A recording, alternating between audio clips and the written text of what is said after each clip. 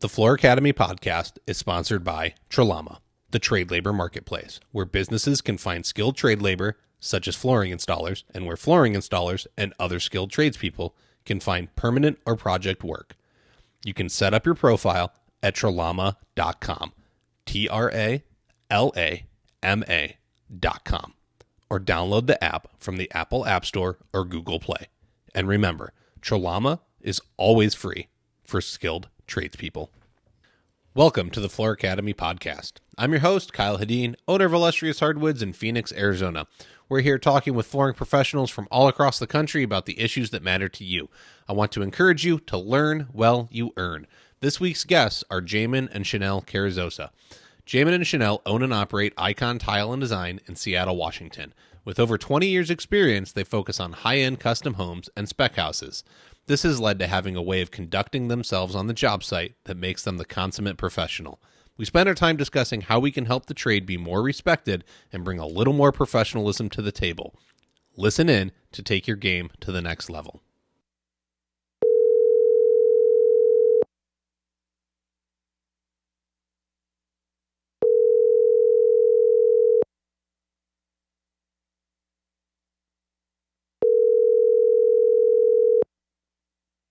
Jamen and Chanel Carrizosa, are you on the line? We are here. Ooh, in unison, I like it. That's a good couple. All right. Let's start by, let's get a little overview. I know a lot of people know who you are. Some people don't. I got a wide variety of listeners outside of the tile world. So who are you? What do you do? Where do you do it? Why do you do it? I guess I'll start. We own and operate Icon Tile and Design. We're in Seattle, Washington, and we do primarily high-end residential work for tile work. Chanel Designs. And installs. We're both CTIs. We took the test. What's your number?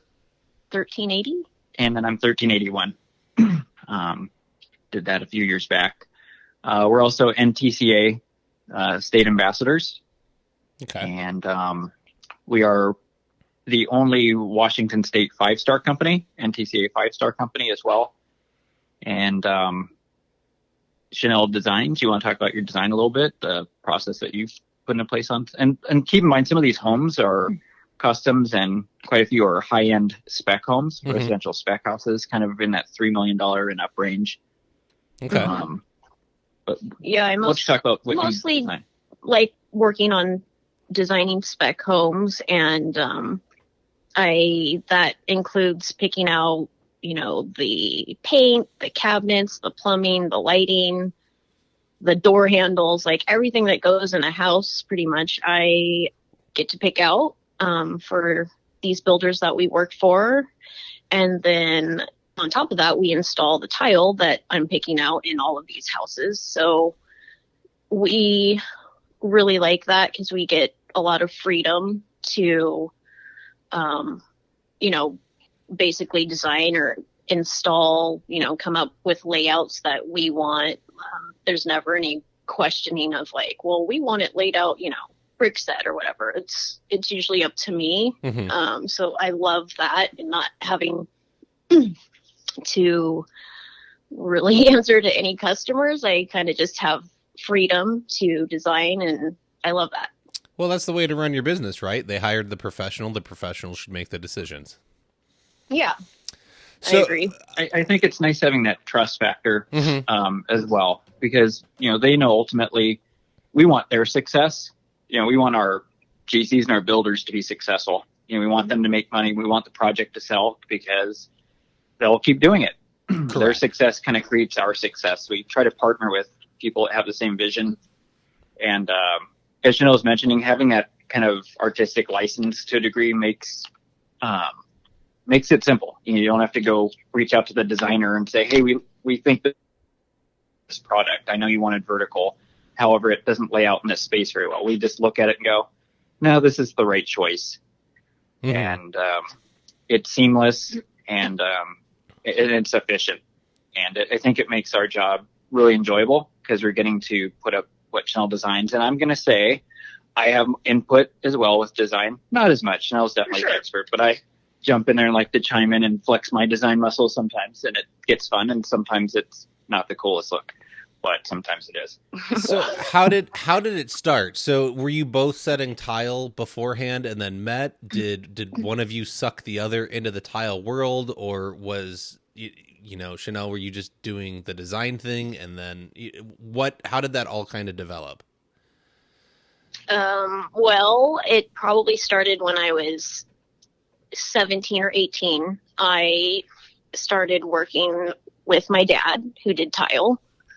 And of course, at that time, 17, 18 years old, I wanted to do makeup and work at Nordstrom's. And my dad's like, go ahead, but you're not going to get paid, what I'm paying you right now. And so I went and tried to go apply for a makeup job at Nordstrom's and totally got denied. And they're like, you need to have all this experience in Broadway makeup. And I was like, what? So I went back to my dad and was like, I think I'll just keep doing tile for now. And stuck with it. And then Jamen came along, and we got married, and I was still doing tile, kind of working for my dad still. And then Jamen got interested in it, and he came along for the ride and started doing tile as well. Okay. I had to leave my exotic dancing job. Oh, well, that I was involved in. It was hard to let go. No, I'm kidding. And something Chanel didn't mention, this is kind of interesting, maybe for other tradeswomen that are considering, this as a gig, is I think at the time Nordstrom Mac was offering $11 an hour, and she was making 20 or 25 with her dad. And well worth it at the time, for what the installs that she was doing. And it's like, do you want to go do this for half the money? It's still artistic, you get to work with your hands. And I think that was part of her selection was, the work is kind of neat, and it pays quite a bit more, and I can have a career out of this field, starting at an early age. And like Chanel mentioned, I came along, and I have a totally different background. I was in Southern California originally, and was a bit of a tennis brat, played competitive junior tennis, and moved through that, traveled a bit and did coaching, and coached for a long time. High level competitive junior, all sorts of stuff. And, but prior to that, I had been a project manager for a small residential company. Okay. Straight out of high school. I was, I thought I was being hired kind of as a labor helper to a general contractor. But when I met with him, he's like, look, I'm looking to have somebody run my projects. I'll train you. I'll get you as far as I can. I'll get you a truck, get you a phone, yada, yada, yada. So I learned a lot about project management, obviously, scheduling, the loopholes or the things that happen that get missed, because I was, frustrated as a project manager, wondering why these guys weren't getting stuff done, or why, I was always wanting to make my job, as all of us want to make our job a little more easier and seamless. And so I learned a lot through working in that field. So combining that with tennis, then moving forward and joining Chanel in tile setting, I had a really good, opportunity with these builders and GCs, because I had kind of worked for them in the past and kind of knew the things, as a tile contractor, that I kind of was aware of other aspects of the project that I would chime in, like, hey, just an FYI, I noticed your so-so got delivered here. Do you want that inside? And they kind of noticed pretty quick that I kind of had a good sense of the job and wasn't just a tile person. So that, I think it really helped our business in the sense that they had a lot of trust, because they knew we had an interest in their job being successful, and we wanted to do a good job.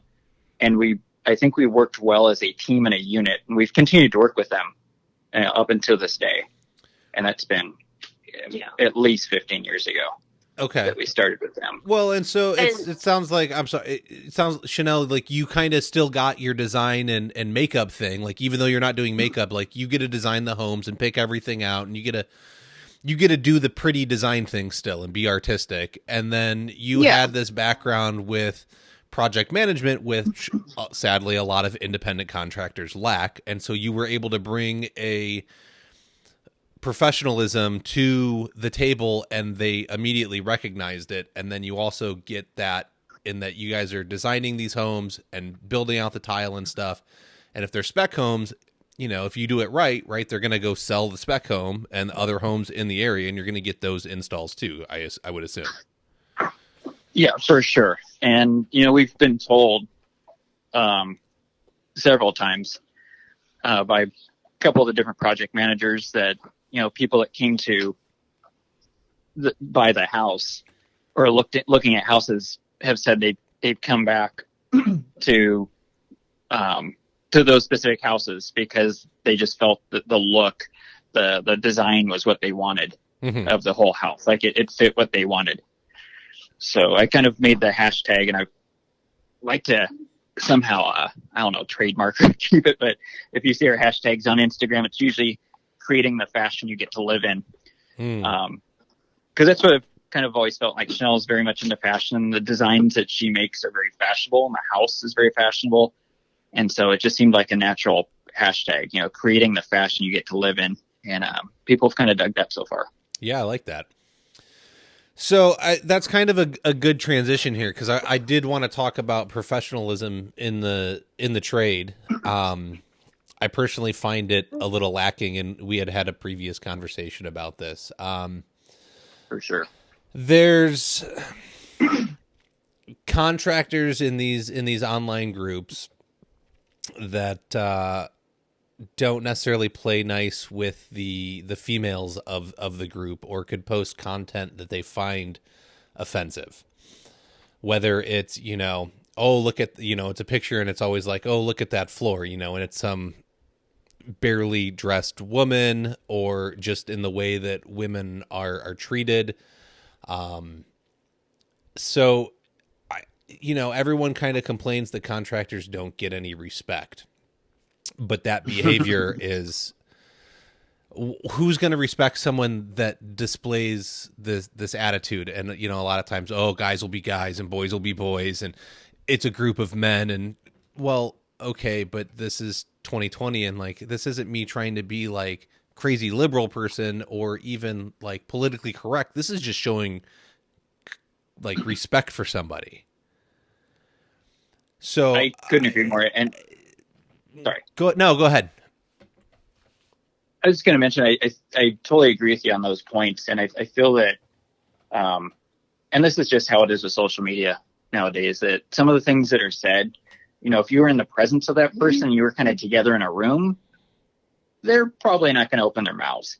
They may think things, but, you know, we all know better to say things that are offensive or kind of whatever. But, you know, when you're on a keyboard on Facebook, all of a sudden you're a little braver or brazen maybe, and the comments come out. You know, and I've seen it too. I've seen a friend that, another tile setter, a woman out there that's had taken a photo of herself with a backsplash, and I'm seeing, you know, guys' comments like, well, hello there.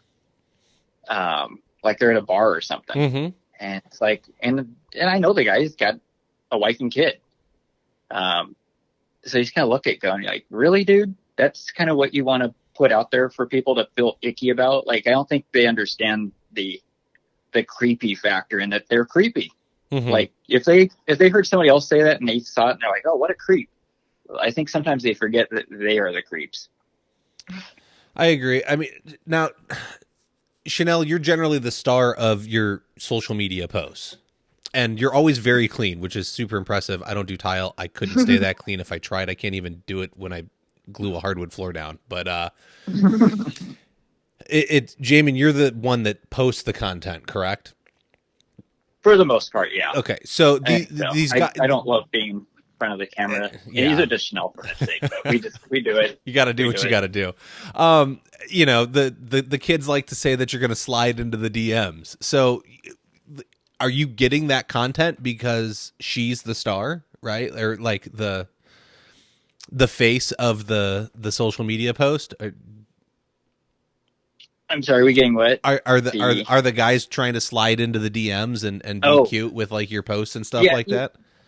Sometimes, and I kind of crack up because they think they're talking to Chanel at times, and I pretty much run our social media pages. Just I'm trying to grow our brand and have better branding and so forth. And I think Chanel is a standout, in our industry, not only as a woman, but as a very legit tile installer with a lot of skill and talent as other men or women. Maybe not the best in the world, but I think pretty respectable for her skill set. I'll be honest, she is a better tile installer than I am. She's efficient. She's fast. She's better than I know a lot more technical information. And she just has the eye and the hands, and, I love improving with her. So I guess the point of, she's such a standout in the fact that she also stays clean. She obviously likes fashion, she dresses nice for work, and she's clean. And I also, besides those messages, Kyle, the DM's like, hi there, hello, from different parts of the world. Obviously, I'm seeing people. But we also get some, obviously some negative guys on there saying there's no way you're a tile installer. You're just here for clickbait. It's just funny how judgy people are. And it's kind of sad and sucky, but the thing that I like about Chanel, she does it her way. And if she does it a little slower, or does it a little different, she doesn't really care. I get more riled up by the comments. And I think Chanel's kind of a little more, I'm sorry I'm speaking for you, Chanel, but I think she's a little more like, you know what? Fuck them. I don't really care. I do what I want, how I want. You can. I don't care, about the comments. I don't see maybe certain comments, but I know they're out there, and I know who I am. I'm not trying to, put out there, just, I know who I am, and what I put out on social media, that's me. I'm not trying to be something different or, make this about, a girl being, hot doing tile or something like that. I'm like, this is my job. I take it seriously, and I don't really care what people say, especially men, if they're trying to, be flirty or whatever. Like, it doesn't really bug me, because I know it's kind of dumb, obviously, and nothing's going to happen. So just pointless and stupid to make those kind of comments, I think, and immature. And I just ignore it. Well, and could you have done that at 17, 18 years old when you were just getting started? There's a lot of younger women tile setters getting involved in the industry now that I see. And it's obviously with social media, there's a lot more communication going back and forth. And so I understand that you can set it aside and it doesn't bother you as much. And you just, that's a very adult and mature attitude to take about it. And I can respect that. But could your younger self have done that? Right. I'm not sure, but I kind of feel like I've always been this way. So I feel like it, I would have stood up for myself, and I'll chime in a little bit. Well, God, I'm always going to chime in, right? Because I can't stop talking. But so not to get super personal, but one of the things that drew me to Chanel, before we were dating or whatever, was her confidence and her ability and her industriousness. She's a go-getter and gets stuff done, and would push me to go, other things that I wanted to do in life. Okay. But I've always noticed she had a really good confidence about her that didn't care what other people thought. And it's like, look, this is me. This is what I do. If you don't like it, either keep it to yourself or suck it. It doesn't matter. At the end of the day, this is me. And if you're a turd or a loser, you're a turd or a loser. And if you need to comment like that because you're weak and soft, well, that's just who you are. So try to kind of put it back on other people for who they are and how they're behaving. Mm-hmm. No, I like it. I think that's my take on it, right? Like, if this is if this is how the industry wants to represent itself within these groups online, that's fine for that person to do and look that way. I think what I would like to see happen is that contractors such as ourselves that would like to continue to be respected call these people out. I don't think anyone that comments like that is going to be listening to this show personally. I think people that are, you have a different mindset about things if you're listening to a show about how to grow your business and be more profitable and things like that. And so I don't necessarily think the people that are making those comments are listening to this. And if you are, stop and think about how you're representing your brand. But two, I think people, like, we need to go and see that stuff and say, why are you doing this? And hold the industry accountable to the standards that we want. I think there's too much of, like I said, it's guys they're just being a bunch of guys. Like, it's okay. But is it? Because it represents us all. Yeah. How would that be handled in a corporate scenario? Mm-hmm. If things like that were happening, it would be a problem. And don't get me wrong, we like to have a lot of fun. I joke with my friends. I am inappropriate at times with my joke. I think it's funny. I think inappropriateness can be very funny in the right audience.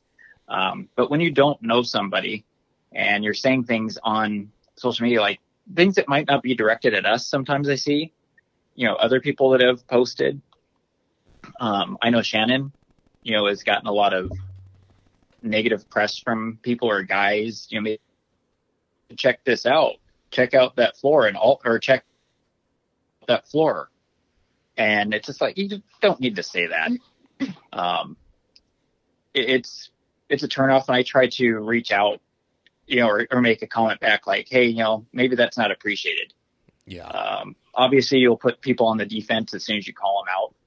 But, as an industry and trying to be professional, and I think what we're all trying to do is learn more of our skill set and make more money, so that the time we spend out at work is valuable and we can, come home and enjoy our lives. And we're trying to do that on a professional basis. And it can get watered down and a little muddy on these groups. And I think that's the nature of it. But it's kind of up to all of us to, I think, speak up like we do when somebody is tearing some guy apart for his bad prep work.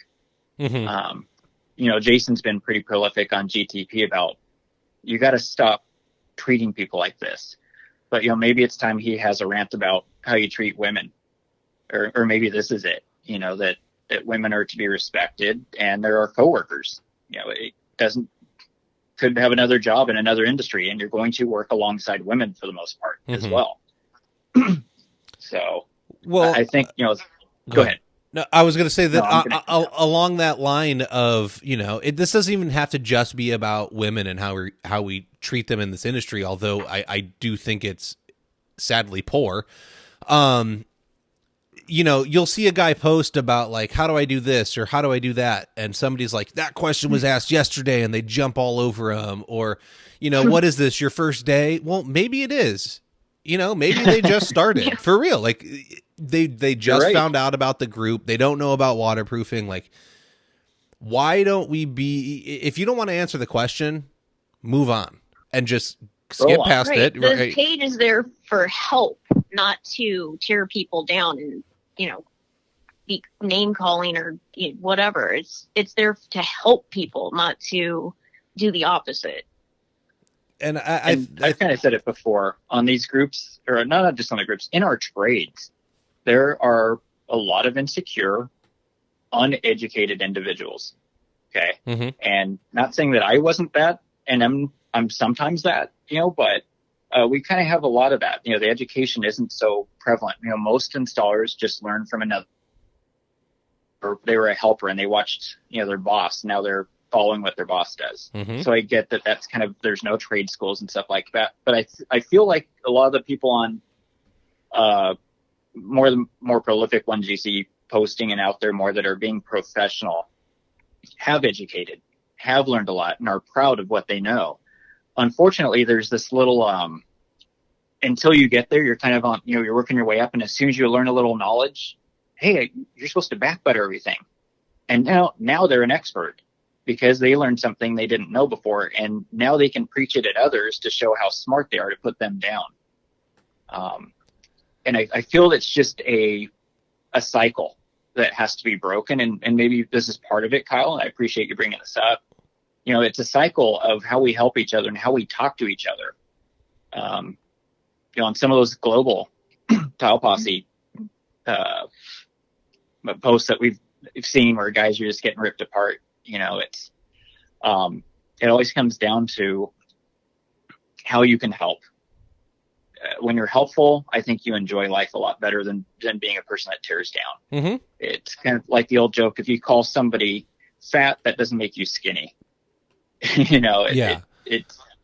You elevate each other and you feel much better. I think there's a lot of misery out there, and unfortunately, it gets kind of tapped in. And I'll be honest, I see those posts too, Kyle.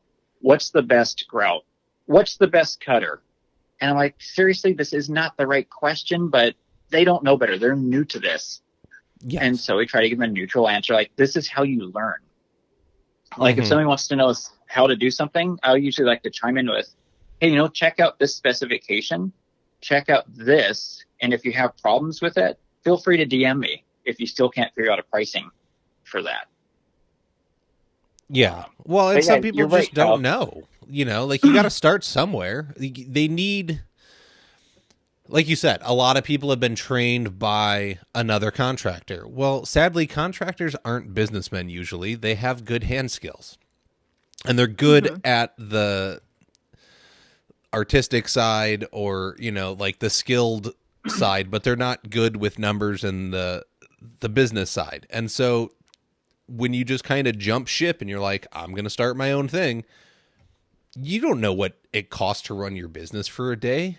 Like, that's not something that's taught in school. And so, yeah, there's a lot of uneducated, poorly educated people running businesses, and that's something we need to fix. But jumping on them and being like, well, you can't charge $2 a square foot. You got to be at 25. Well, how do they know they need to be at 25? Your business isn't my business. So, it's like we can refer to our good friend Ken Ballin.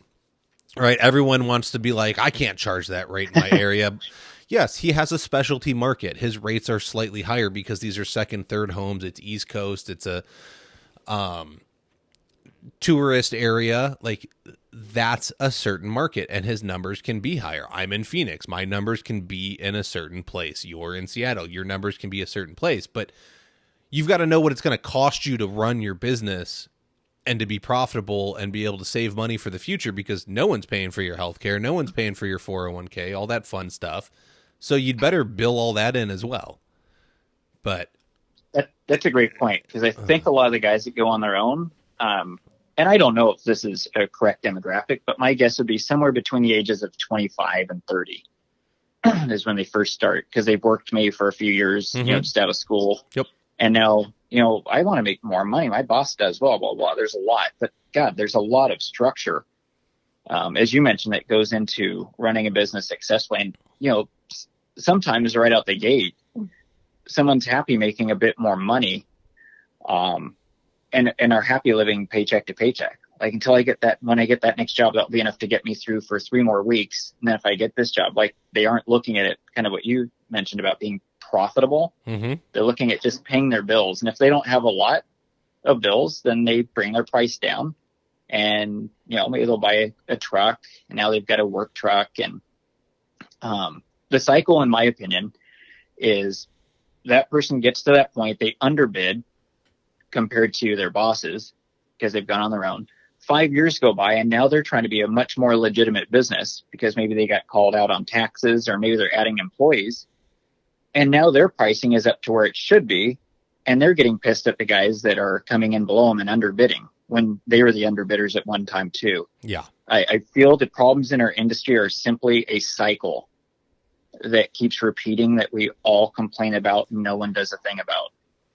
I do appreciate, these podcasts, this one, Tile Money, that's really focused on as well, about the business. And I'm hoping we get more people thinking about their business. Yeah, and definitely. And not just making it for this next week or, what I need to make this month, looking at it long term. So because there's no reason that you shouldn't be paid a fair wage, to pay yourself. It shouldn't be this complicated, but it is. Well, especially with a, installation or installer shortage and the average age being, 45 or 50 or, whatever number it is. Like, give it a few years, these guys and gals are going to be retiring. And if you don't think you can command a high wage now, give it a couple of years and you're going to be able to ask whatever you want, because there's not going to be anybody to do the work, because we can't find anybody to get in, because nobody knows how to charge appropriately to be able to pay good help and make it lucrative. Like, oh, you install flooring. Like, ew, that's gross. You work hard and you don't make any money. Man, I make a great living. I don't know what you're talking about. So I think, right, like, we need to change. There has to be professionalism from the bottom up. And I think a lot of bosses don't want to teach the business side of things. Whereas, like, man, I'm happy to. I will tell you exactly what I charge and what I'm making, but I will show you where all that money goes, because, yeah, look, you look at the invoice and you see that it says $10,000 at the bottom. But did you see, like, the, workman's comp that had to come out? Did you see that I matched your taxes when I cut you your paycheck, that I had to pay to cut your paycheck, that there was the bookkeeper involved to keep the book straight, so I knew I had the money to pay you?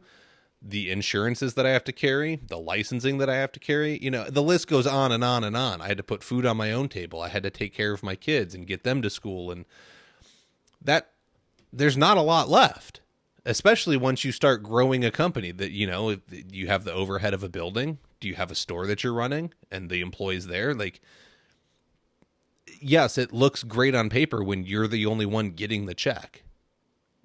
But once you start adding in all the little things that make your business run like an actual business, instead of just some guy going and bidding a project out of the back of his truck, there's not as much money left as you think. Maybe we need to have a tile Shark Tank. You watch these entrepreneurs come in that are they're begging for a deal, because they're not, and they could be selling. You'll hear these, stories like, yeah, last year we sold, this many $100,000 or $1 million worth of product, but they're still not profitable. They still need cash flow. They don't know what they're doing in business. They've got a great product or a great skill set.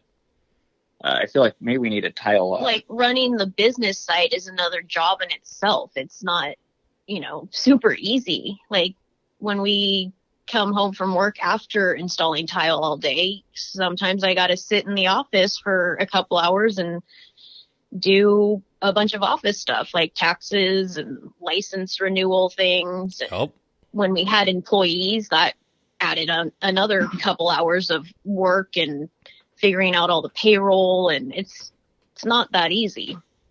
No, I mean, before we started, I was scanning my weekly receipts to email over to my bookkeeper. Like, where else do I fit it in?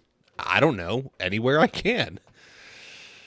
And I think newbies kind of, that get that first bid, and all of a sudden they're making, a square foot price as opposed to their hourly wage. And because they're making so much, they're so excited that they don't care that they're having to drive to go pick up material and deliver it. And they had to sit home and do an estimate. They have to write an invoice. Like, there's things that happen after just your physical workday if you're doing things right. And, like, I'll be very transparent and open that, I was part of that cycle that wasn't good either. We probably had pricing that was too low, for all I know, when we were first starting out, because we were just trying to get jobs and trying to get ourselves started. We didn't know. Yep. It's kind of like you said, there's not professional from the ground up, or professionalism. And, the people that I want to kind of slam sometimes or blast for being arrogant on social media, I was that guy at times, to where all of a sudden I had knowledge and I was going to share how much I knew and look how smart I am. And it's funny, after you kind of settle in and learn more, you go, okay, I really didn't know shit. I really didn't know very much to begin with. And I was doing stuff pretty hackish at times. Yeah. And, it took some just looking at myself for a second, saying, that's kind of not cool. You were this guy at one time that didn't know. And just because you know now, is this some kind of, we sometimes wear it as armor like that's our armor all of a sudden, that we know something that somebody else doesn't, or we're better. There's a lot of better than attitudes. And I guess we all go through that at times, right? But no, I agree. I think people forget that, you grow up as a kid, right? You're always told there's always somebody better. It doesn't matter if you're the best basketball player on the team in sixth grade or middle school or whatever it's going to be, right? There's somebody better in the next county over, the next city over, the next state over, whatever it's going to be. There's somebody better. Not everybody's Michael Jordan, okay?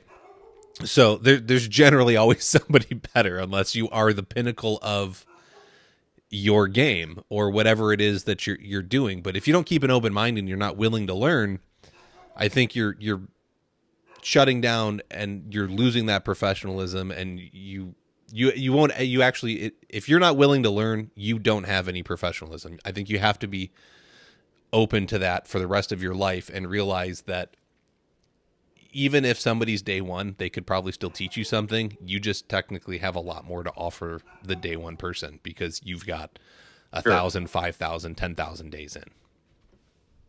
Gotcha. And it's kind of interesting about that analogy. If you look in the sports world, for example, the top of the top, the ones that are champions over and over in whatever industry it is, you ever notice that usually they are the most humble?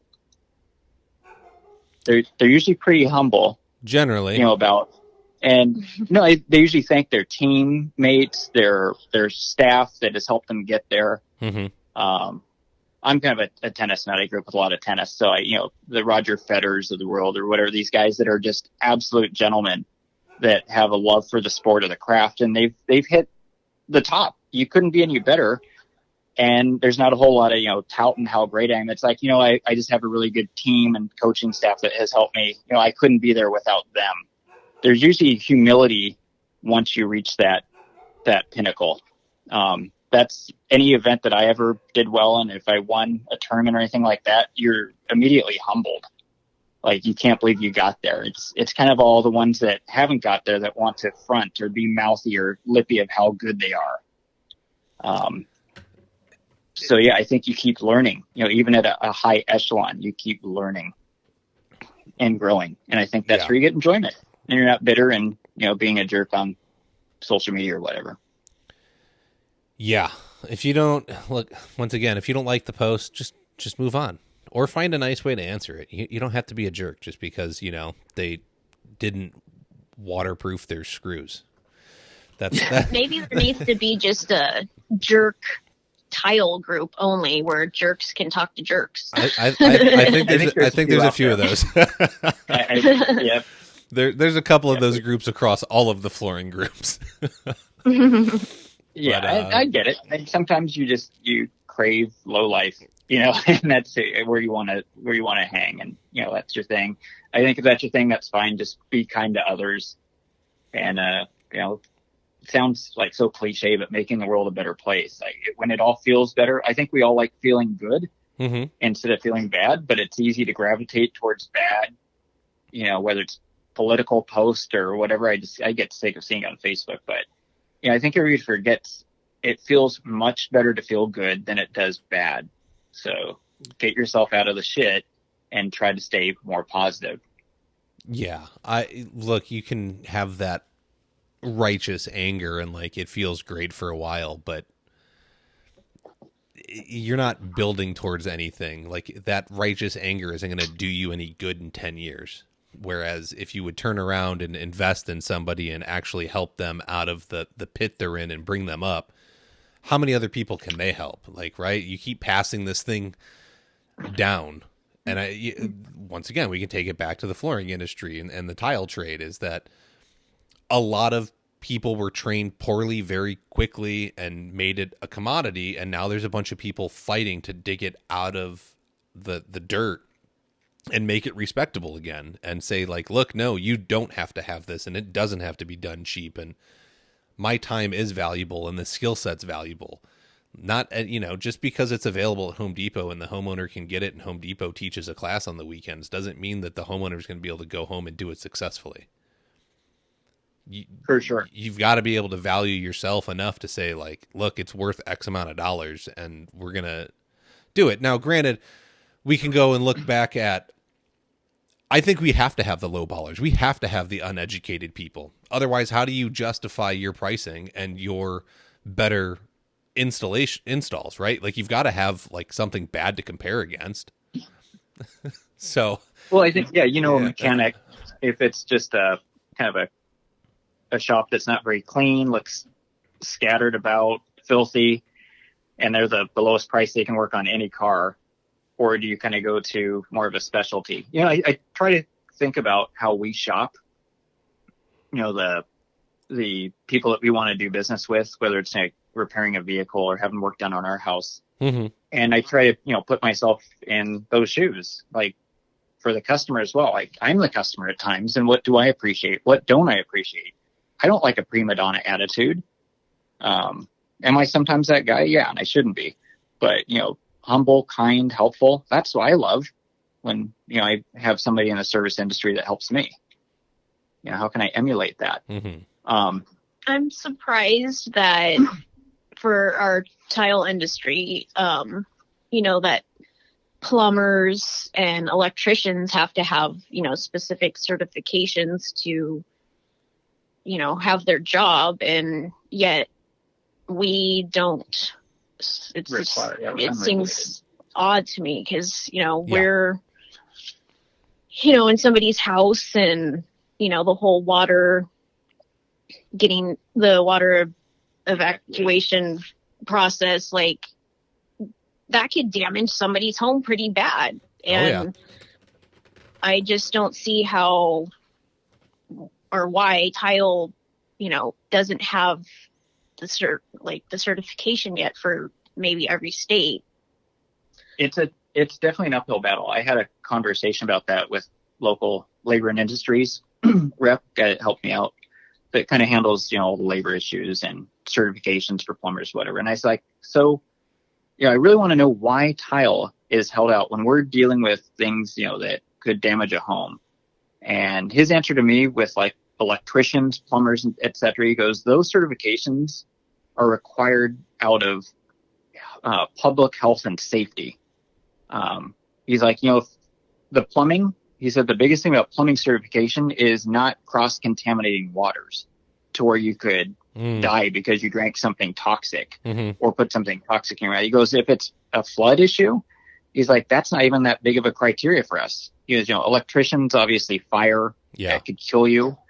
But he goes, with plumbing, and he goes, same thing with tile. He goes, if somebody floods your house because they did a bad job, the way they look at it, he told me, is it's up to the consumer to hire the right individual. And he's like, if it's a plumber and they flood the house, that's because they chose a plumber that wasn't good. Their main concern, at least in our state, in Washington, is health. Not if it's a botched tile job and looks shitty and doesn't drain, whatever.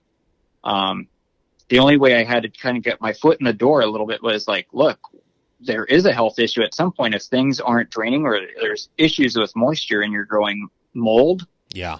I've been on jobs where there's been mushrooms growing under the curb, like gross. Yeah. And that's a health issue. That's a health hazard. So he goes, you might have a small leg to stand on. He goes, that would be the approach I would take if you're trying to get certification for your tile industry. He goes, it's about health, not about consumer getting a bad job.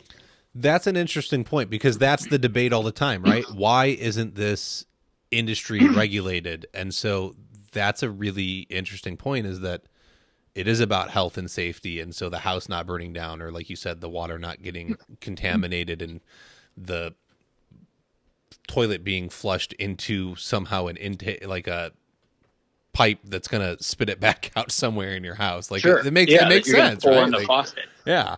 Yeah. He said they're not worried about the other stuff that much. Yeah. No, but that's interesting. So you're right. If you're dealing with a shower, then if you install it wrong and you create mold issues, now there's a health issue. So that needs to be brought up. That might be our leg to stand on for now. Yeah, for sure.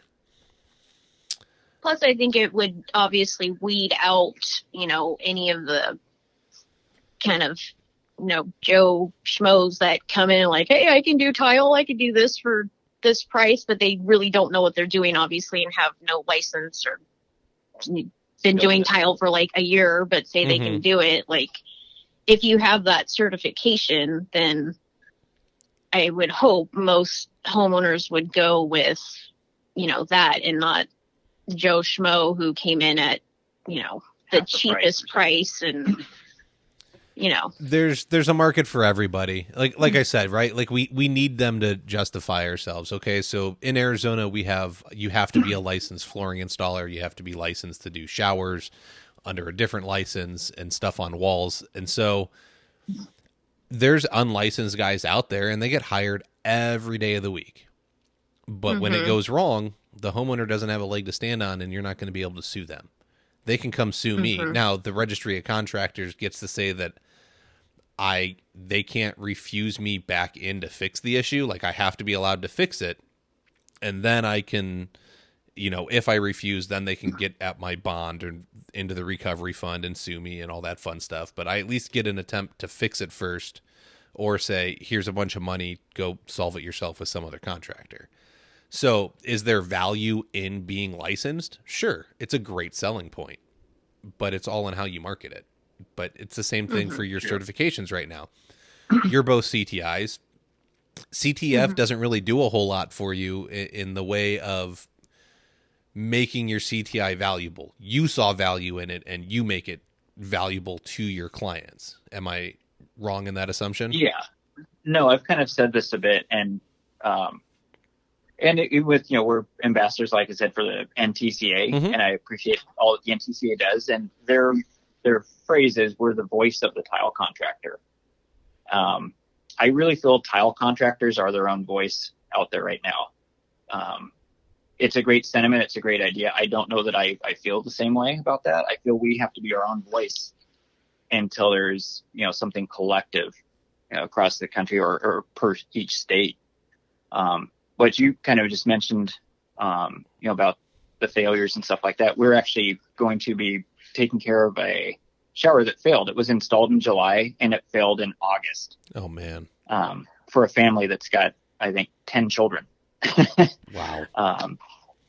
And he was a GC that said he knew how to do tile, and aesthetically it looked pretty poor to the eye, which we didn't say anything about. Not going to tear somebody down and make somebody feel bad about their install, but the fact that it wasn't working and that there wasn't a repair except for it's a complete tear out, and it's sad. And they're like, look, at this point, we just want it done right. We know you guys are certified. We, talk the language, and we authentically know what we're talking about in this scenario and how to do it properly so it won't have issues. Yeah. And they want to move forward. And they're like, look, our price isn't cheap. It's correct. And, I tried to be gentle where I can to help somebody who just got screwed over. But we also have to make a living. Correct. But, I look to where I can save them money on products maybe that I don't need to mark up. That, hey, maybe they did go for the low bid or knew somebody that they trusted and thought it was a good deal because they're not educated in what things cost. And so now that they're very pleased and have been saying, hey, how quick can you get us on the schedule? We want you guys to work with us because you know what you're saying or you know what you're talking about. And I think they know we can walk the walk. I think it's kind of sad. I heard Jamin talking to somebody about another repair, and he's like, well, what? Do I have to be a tile expert to even hire somebody in tile, to do my tile? He's like, I don't know all this stuff. He's like, how is the, consumer supposed to know, what's a good tile installer? That's a huge point. Yeah. Consumer education. I think it's important for us as professional installers to be able to provide that consumer education, but they've got to reach out to us first. But as a consumer, I don't generally just go and buy a product. I'll educate myself on the product and then have people come and tell me, right? And I understand the internet is the Wild West and I can go find 18,000 YouTube videos and have varying, good or bad information, right? But I can at least try and decipher my way through it and then make sure what this person is telling me is the same. So I don't think everyone's a smart shopper, and you can't fix that problem. but you can fix the information you give out. True. And I'm hoping, more distributors, if we can kind of have outreach, to distributors and suppliers and explain the importance of, hiring somebody who has the right skill set. Because think about how most stores have a list of tilers. Mm-hmm. It's usually, hey, you want to come do a floor in our showroom or do a vignette in our showroom? We'll put you on our list. It's just, you know what I'm saying? They get somebody who will come in and work for free. Yeah. On their showroom, and now they're on the list because they worked for free. You think that might be a recipe for a disaster? Because not a lot of us have time, if you're booked and you do a good job, to be doing showroom stuff. So to me, that's an absolute recipe for disaster. I was talking to a supplier yesterday about a tile that we're going to put on a shower pan. And I was like, well, with that mesh back, I'm like, are you sure it's rated for wet areas?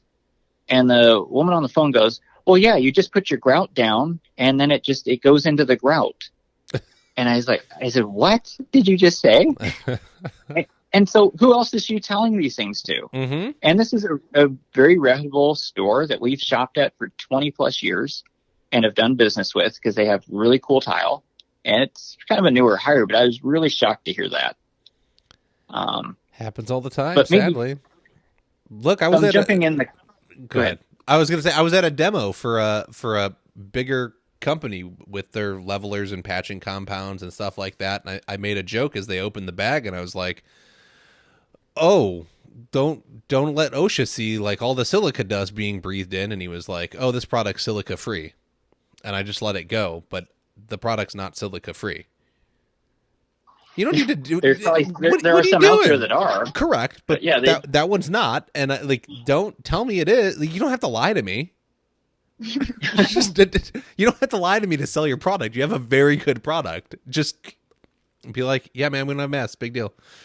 Like, that's my choice. I get it. It's fine. But right, like, we don't have to put miseducation out there. Let's make sure we can properly sell our products and once again, like, you have to maintain that professionalism. If you're selling them wrong, you're hurting everybody.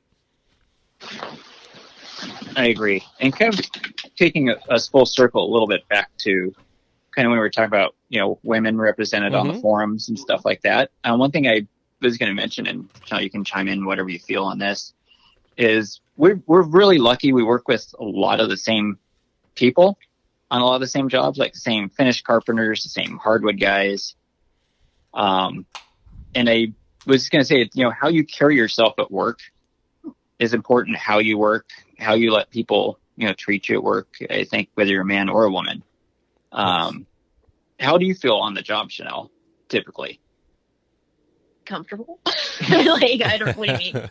Like, you don't feel like you're intimidated or anything. No, I'm used to everybody, and like, there's sometimes those one guys that are on the job and they see me walk in and they haven't seen me before. And it's like, I get the eyeballs like, whoa, there's a girl on the job. It's like, yeah, big deal. Get over it. I'm here. I work. I do my job. Just, you don't have to stare as much. Like, just let me work. Yeah, but it's very few and far between that happens because, like Jamin said, we have, our normal crew that kind of are on these jobs that we do. So everybody knows everybody and is very respectful and nice. And I think because they've seen me actually doing the work and they know, they know I'm real. Yeah. Okay, you started with your dad. Now it's you and Jamin. It's been 20 years. Like, did you have issues working with your dad? Were there employees of his or other contractors around that gave you grief when you were younger? And I know you say, like, you have a huge confidence level, and that goes a long way in not caring and being able to brush stuff off. But was it a battle when you were younger? Because the trades I would hope, have changed in the past 20 years, and we're a little bit more open-minded about women being in them, but probably not, to be honest.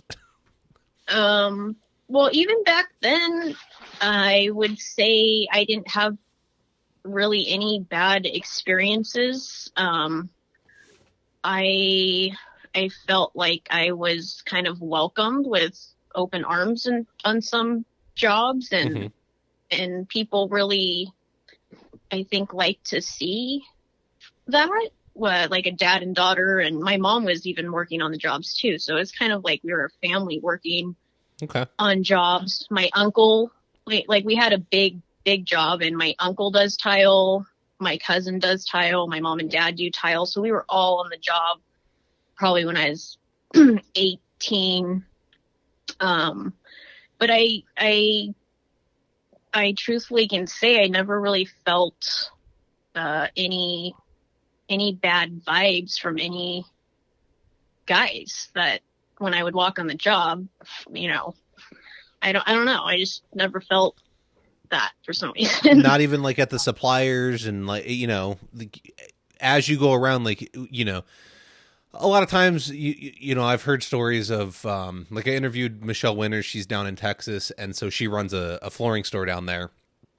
And people will come in and they'll be like, they'll be talking with her. She's super knowledgeable. She's great. But then they're like, well, is your husband around? Like he owns the store and he's going to close the deal, not her. So do you have experiences like that where it just gets kind of obnoxious at some point where you're just like, no, I'm the one running the show. Like we're going to do this over here. I don't think so. I feel like I'm pretty lucky here. I haven't had, You're pretty tenacious, and Chanel carries herself as a professional at work. She's not over chatting it up with every single person. I'm a freaking talker, as you've noticed, and everybody's probably like, can you just shut the guy up and mute him? I talk a lot more. I'm friendly. I want to speak. Chanel's there for business. She gets to work where I socialize at first. I was going to relate one experience when we had hired Chanel's niece, had worked on the job with us because there's tile in our family, obviously, tile blood in the family. And she called me once because she was grouting on a floor. And she's like, the hardwood guys are here. And this one kid keeps coming up to the room, standing there and just looking at me and smiling. And I went, are you kidding me? Oh. And, so I just had to call the hardwood contractor and tell him what was going on. And that guy was off the job immediately. So I talk about creepy.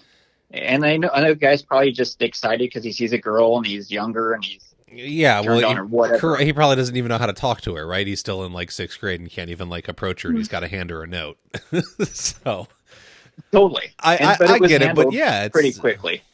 I think for some guys, it's like they've just seen an alien or something, like on these job sites. It's like so not normal. And I get that part, but you maybe just stare for 2 seconds and then leave it at that and go on the rest of the day. It doesn't have to be so. Yeah. If somebody's staring a lot, I kind of just give them some eyes like, yeah, what's up? So I'm obviously protective. I don't even know why there's the need to stare though. Right. Like, why are men so obsessed with this body image thing? Like, there's no need for it. Like, go about your business. Like, it's there. You saw it. Move on. When I see a woman on the job, and it doesn't happen as often, obviously, but I'm just like, that is bitching. I'm like, hey, what's up? And to make sure they're not uncomfortable because I'm speaking to them, or I'm like, yeah, my wife works with me. It's fun to see other women on the job. It's cool that you can work with your hands. It's cool to see you out here. And they quickly recognize that you're not there to come up and flirt with them.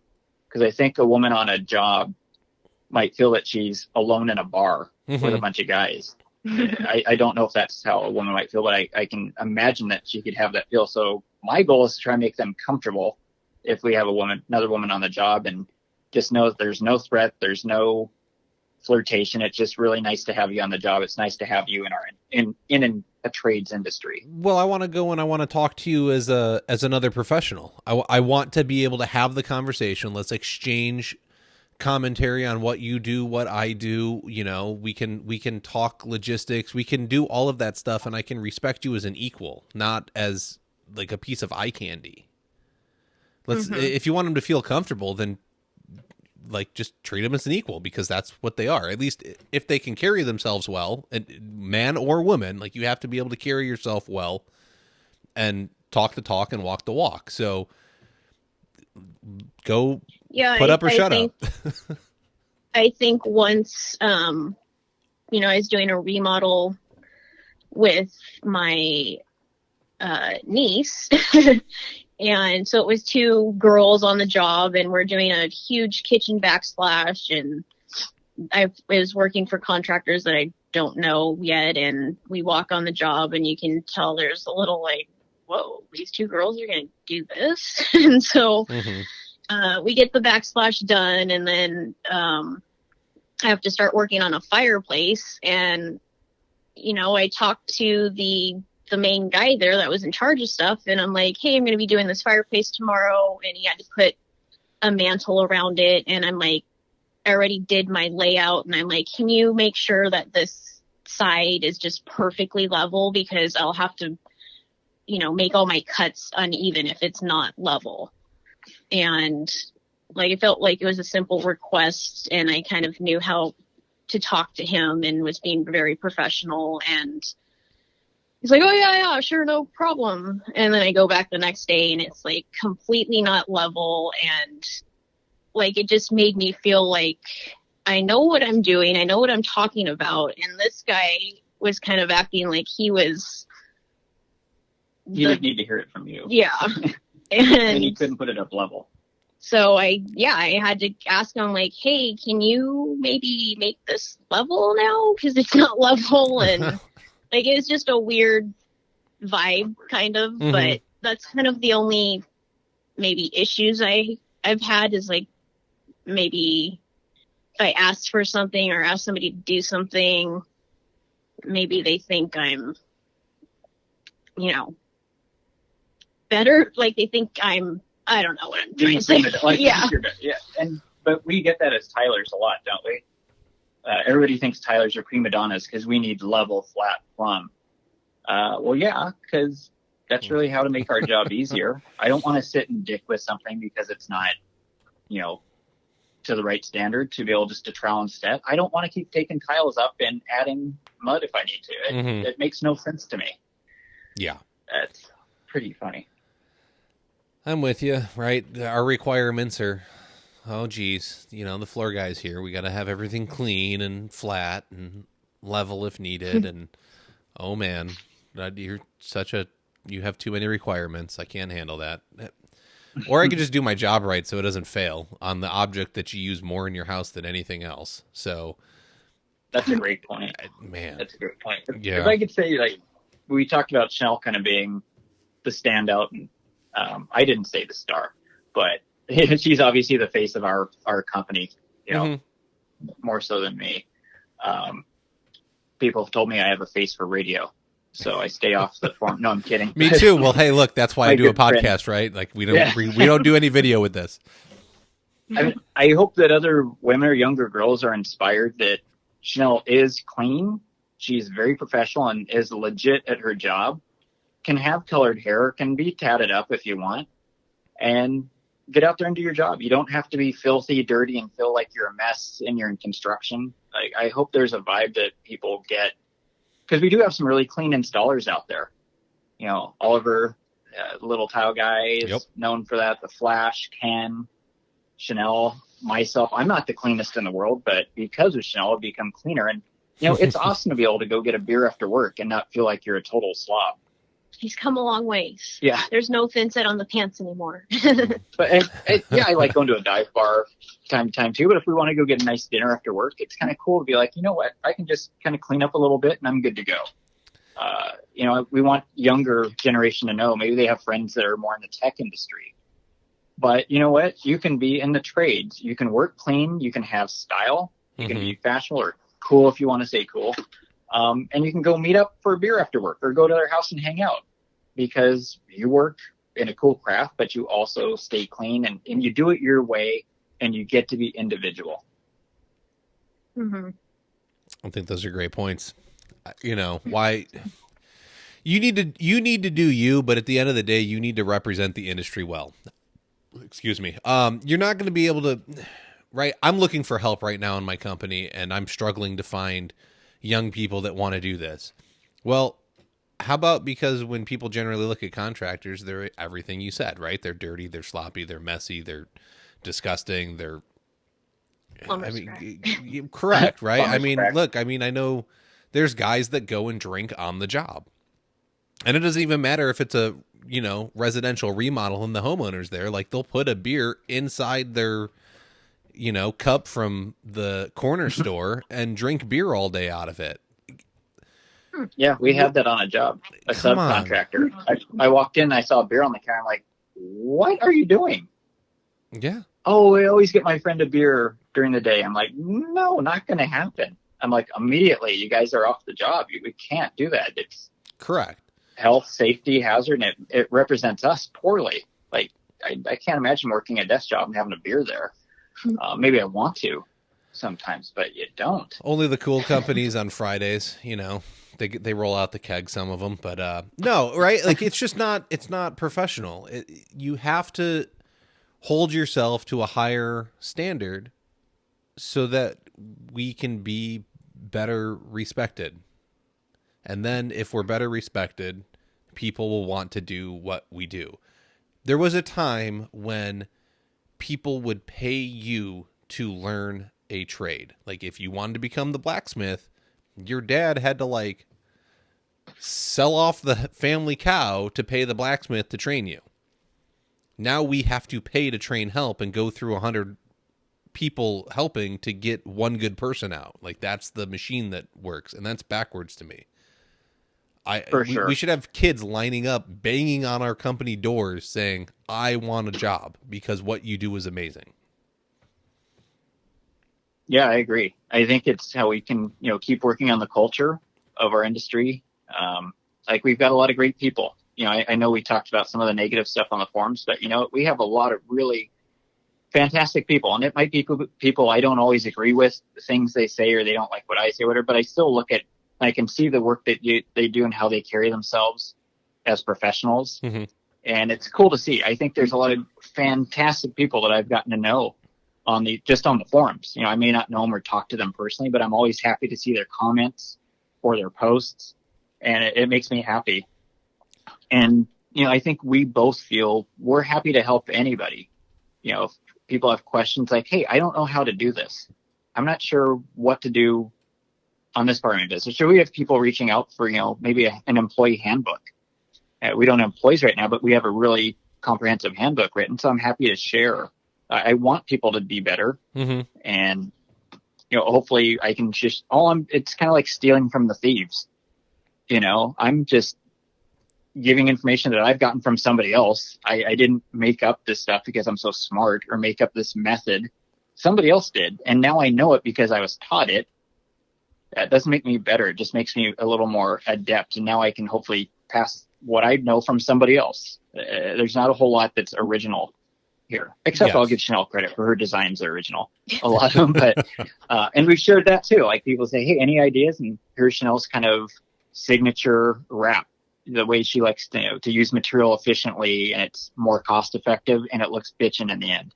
Stuff like that. It's neat to give people ideas. And when people go, I'm so stealing that, I'm so going to sell that on my next job. Yeah. I'm like, that's great. I hope maybe we can keep pushing ourselves to help each other, really. It can be a very strong community. There's a lot of good people working to better the industry right now, and I think social media has made that easier than ever. There's a lot of people getting connected and plugged in, and there's a lot of professionalism. Don't take this episode the wrong way and think that I'm dogging on this industry that has given me everything I currently have. Like, that's not at all what I'm doing. It's that I want it to continue in the right direction, and I think that's what everybody wants to see, right? We want to see it continue to build and grow and get better. So yeah, there's a lot of connected people. There's a lot of people doing good things for the industry, but I think those people need to look at what's going on around them and say, no, that's not going to happen in my industry. Stop that. And we have to self-police and hold each other accountable to a higher level. I agree. And I hope that more and more people can wake up in the morning, do their thing, and say, yeah, I'm looking forward to going to work today. I've got this shower I'm working on, like, and I recently had a conversation with Chanel about this. I'm like, you know what? I feel like we go to work, but I don't feel like I'm dreading because I have to go to work. Some days you got a challenge that you don't want to deal with, but for the most part, I'm like, we're really fortunate we get to work on a craft. It's a neat trade. You get to use a skill set for artistry, whether or not you designed it or you like the tile. You're working at the layout, making it look appropriate, lining everything up. You get to do that. So it's nice to wake up and go, yeah, I'm looking forward to getting on this shower today. Or, I'm looking forward to this, because I don't know how many people look forward to going and sitting at a desk all day. Well, yeah, right. Like I sell the job to new people as you get instant gratification from the time I start in the morning to the time I end at the end of the day, whatever time that may be. There's progress made, right? Like I get to see something, whereas some people go to work for a week, 2 weeks, a month, sitting at a desk 9 to 5, plugging away numbers into a spreadsheet, and maybe after a week, that 2 weeks, a month, they get to print out a pie chart. Sure.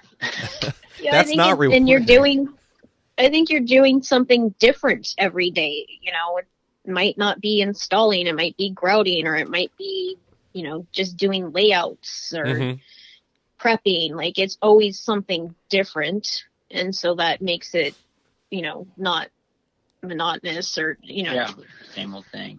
Yeah. And I kind of think too, like I kind of joke, like people that are, maybe do coding or different steps of, tech world, we get frustrated at the job site. We get sometimes, things are studs are bowed, the floor's got a huge hump you have to correct. But I got to think that in those other industries too, it's kind of funny that they must get, maybe their tech information and it's not presented to them well. Like the person that worked on the process before them uses a different format than they want to use, and it gets frustrating. Like I think that's the world. That's work.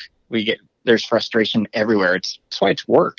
Yeah. Well, I mean, there was the time the super smart like satellite scientists, they messed up and didn't use the metric system, or it was one of the two. They used the wrong, they used metric numbers instead of the US system standard numbers, and it launched and didn't go where it was supposed to go because they didn't convert. Like, check your numbers. So yeah, somebody screwed up. Like, yes, I get what you're saying. There's definitely a crossover there. Did somebody call them a hack? I mean, probably these hacks. They can't even use the metric. They're hacks. They use mud. They use clips or whatever. Oh my goodness! No, don't go there. Come on now. I'm not. It's funny to me. It's comical. It is. And look, every system has a good way, right? Like big time. Things exist for a reason. There's a time. There's a place. We can use them all. We can be different. It's not a big deal. Yep.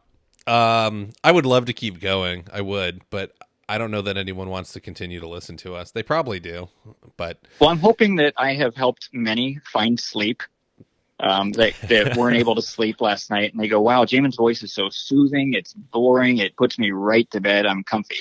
So I hope I'm that cure for insomnia. I mean, I have gotten the comment before that I got a bunch of extra listens one day because she fell asleep listening to the podcast, and it just kept rolling through the episodes as she slept. So that's genius. There are people that do listen to us as they fall asleep.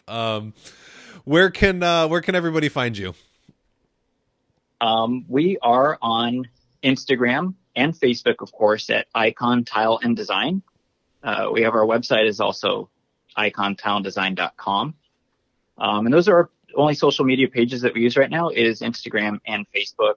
And we are on a handful of groups. Used to be on a ton of groups, but it got to be too much in my feed. And we just kind of want to focus on the groups that are positive and that are trying to help each other out. But we thank you for including us in your podcast, and hopefully people can benefit from anything said here. If it's one thing you can take away and it helps, I'm stoked. Yeah, no, it's I appreciate your time and participation and willing to talk about a not so fun subject that could get dicey.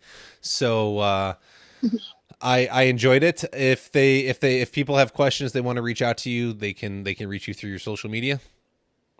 Absolutely. Okay. Absolutely. There it is, folks. Once again, Jamen and Chanel, thank you very much, and I look forward to speaking to you in the future. Thank you, Kyle, so much. Thank Appreciate it. you. You're welcome. Thanks. It was fun. Good. Enjoy your day. You too. All right. Bye. That's all the time we have for this week. To keep the conversation going, head on over to the Floor Academy Facebook group. Be sure to subscribe so you can hear each and every episode. We can be found on Apple Podcasts, Stitcher, Spotify, iHeartRadio, Google Podcasts, and most major podcast directories. Don't forget to leave a review and let us know what you think about the show. If you would like to be a guest, have questions or feedback, you can email us at flooracademypodcast@gmail.com. You can help support the show by becoming a patron over at www.patreon.com/flooracademy. Remember to learn while you earn.